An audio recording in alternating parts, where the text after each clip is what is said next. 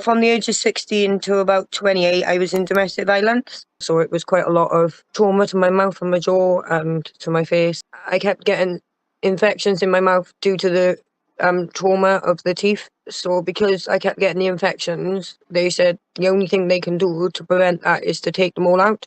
For the surgery, I was admitted in 2022. They told me when I went to sleep, I would wake up with teeth. And obviously I woke up and I didn't have any teeth. They made the dentures for me and they didn't work because of the complications with the surgery. Basically, the top of my jawbone, when they took my teeth out, they snapped all the top of my jawbone, which was already traumatized. I've got shards of bone going all across here and upwards, and they're working their way out of my gums.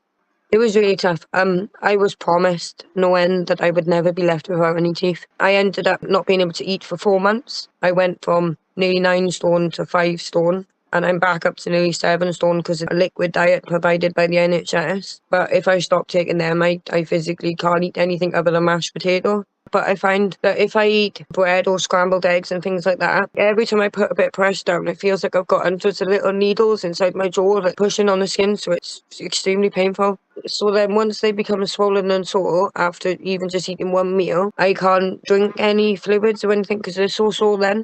Sometimes I end up to the point where I'm physically crying and having a go at everyone and screaming because I'm so hungry and everyone's eating food and all I want to do is sit down and have food with my family. You don't know what it's like to sit there and physically be so hungry and not be able to eat anything. I've sat there and I contemplated, like, what's the point anymore? Because I don't have no energy to do anything. I don't have no quality of living.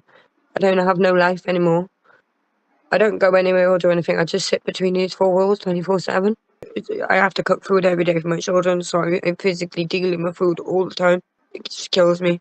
My malnourishment is quite bad, and I worry about what that will do to my body because having 900 calories a day isn't a lot anyway. I want to be here for my children when I'm older. I don't want to be like a frail, weak human being. I want to be like a normal, healthy human being that can be there for my children and my grandchildren and everything else. And at the moment, I don't see how that's going to be possible when I can't even be healthy for my own children now. People question me in public. People look at me funny. They can shout horrible things, gummy bear, and things like that. People as well, because I'm so skinny now and I've got quite a drawn-in face and I've got no teeth. A lot of people assume that I'm a crackhead. And I think that's quite horrible. I've worked out that it's for £6,100 I can go to Smiles Atlanta in Turkey and they will do implants and everything else in 2 visits. And that would resolve my issues and it would give me teeth and I'd be able to eat. It would mean the world to me, like honestly, it would literally mean everything to me. I think before a situation like this, you could never imagine taking food for granted. I think even when you see people who are hungry in different countries, you could never imagine how that would feel yourself. But then to actually be in this situation myself and think I'd never take food for granted again.